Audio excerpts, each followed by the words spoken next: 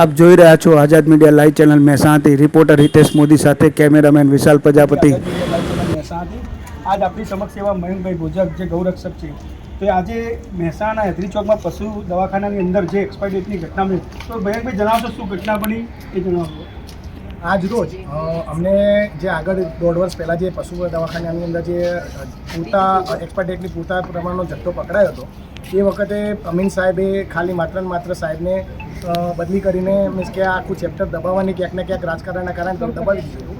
પણ આજે અમને જે બાતમી મળી હતી, સાંજે 5:30 કલાકે અમે પશુ દવાખાનામાં ગયા તો ડ્રેસિંગ ટેબલ ઉપર એક્સપાયર ડેટની દવા અમને મળી આવેલી।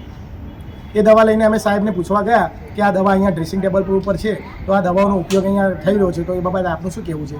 તો ત્યાં આગળ બેઠેલા ડૉક્ટર વી.કે. મેવાડા સાહેબનું એવું છે કે આ દવાનો ઉપયોગથી કોઈ પશુ મરી તો નથી ગયું, તો શું આ પશુ મરી જાય અને આ દવાઓનો ઉપયોગ થાય છે, તો આનો જવાબદાર કોણ? અને આ ઘટના બીજી વાર બની છે અને આવી એક્સપાયર ડેટોની દવાઓ પશુ સાથે જે ચેડા થઈ રહ્યા છે, તો ડૉક્ટર પશુપાલન નિવારક અધિકારી જે ડૉક્ટર ભૂપેશભાઈ અમીન છે, તે પોતાના ચેમ્બરમાંથી બહાર આવીને આ તપાસ કરશે ખરી કે પછી આ જે દવાઓના કમળની લોલિયાવાળી ક્યાં સુધી ચાલશે? ભૂપેશભાઈ પોતાના ચેમ્બરમાંથી બહાર આવે તો ખબર પડે કે મહેસાણા જિલ્લાની અંદર પશુપાલનની અંદર જે ચેડા થઈ રહ્યા છે, આનો જવાબદાર કોણ? તો મયંકભાઈ પહેલાં પણ આવી પશુપાલકની આવી દુર્ઘટના બની હતી, તો એમાં બી તમારા ગૌરક્ષકો ત્યાં ઊભા રહ્યા તો એના વિશે શું કહેશો તમે? અગાઉ તો માત્ર ને માત્ર રાજકારણના કારણે દબાઈને વિનોદભાઈ મકવાણા સાહેબની બદલી કરી દીધી હતી, અને આજે તો વિડીયોની અંદર ડૉક્ટર મેવાડા સાહેબ એવું કહે છે કે આની અંદર કોઈ પશુ મરી નથી ગયું, તો શું પશુ મરી જશે એની રાહ જોવામાં આવશે કે પછી આવીને આવી લોલિયાવાળી ચાલતી રહેશે? આ બાબતે કોઈ તમારે આગળ કોઈ માગણી ખરી કોઈ? હવે અમારી માગણી એવી જ છે કે જે આ એક્સપાયર ડેટોની દવાનો જથ્થો વારે ઘડીએ પકડાય છે, તો ભૂપેશભાઈ અમીન પોતાના ચેમ્બરમાંથી બહાર નીકળે, કાં તો પછી ભૂપેશભાઈને સસ્પેન્ડ કરીને બીજા અધિકારીની નિમણૂક કરવામાં આવે, નહીં તો પછી આ જે જથ્થાનો જે જવાબદાર છે એમના ઉપર કડકથી કડક કાર્યવાહી કરવામાં આવે। મહેસાણા એ ડિવિઝનમાં તમે કયા કારણે અહીંયા ફરિયાદ શેના બાબતે નોંધાઈ છે? અમે મહેસાણા એ ડિવિઝનમાં એટલા માટે આવ્યા છે કે અહીંયા જે પશુ દવાખાનામાં જે એક્સપાયર ડેટવાળો જે જથ્થો મળે છે એ માટે, કારણ કે આગળ બી આ કાર્યવાહી કરેલી છે જેમાં કોઈ એક્શન લેવામાં નથી આવ્યું, અને આવી રીતે જીવો ઉપર છેડછાડ કરવામાં આવે છે એ કેટલા સુધી લીગલી છે, કોઈને જીવ સાથે છેડા કરવી વ્યાજબી નથી, અને અમે લોકો જે પશુને લઈને જઈએ છીએ એ જગ્યાએ પશુ બી સેફ નથી, તો અમે કઈ રીતે આગળ ટ્રીટમેન્ટ બી કરાવી શકીએ, ક્યાં કરાવી શકીએ? એ માટે અમારી સરકારને રિક્વેસ્ટ છે કે આના વિશે કંઈ એક્શન લેવામાં આવે, અને જો એક્શન લેવામાં નહીં આવે તો અમે આના વિશે ઉગ્ર આંદોલન કરવા બી તૈયાર છીએ કે કોઈના જીવ સાથે ચેડા ના કરવી જોઈએ આવી રીતે।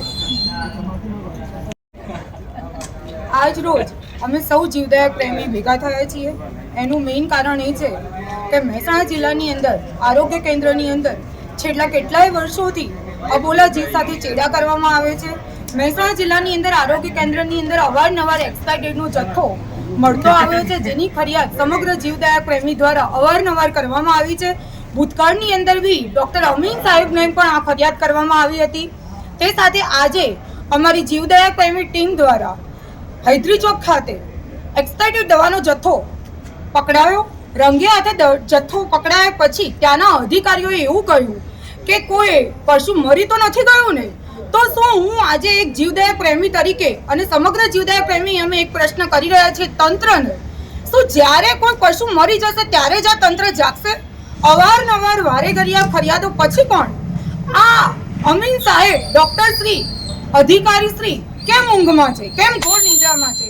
તો હું આજે મીડિયા માધ્યમથી અને સમગ્ર જીવદયા પ્રેમી વતી આપને અરજ કરું છું કે યોગ્ય પગલાં લેવામાં આવે અને કડક કાર્યવાહી કરવામાં આવે, અને જે તે અધિકારી આ સમગ્ર ઘટનામાં સંડોવાયેલા છે વર્ષોથી અને ઘોર નિંદ્રામાં છે એવા અધિકારીઓને સસ્પેન્ડ કરવામાં આવે, એવી હું આપને અરજ કરું છું।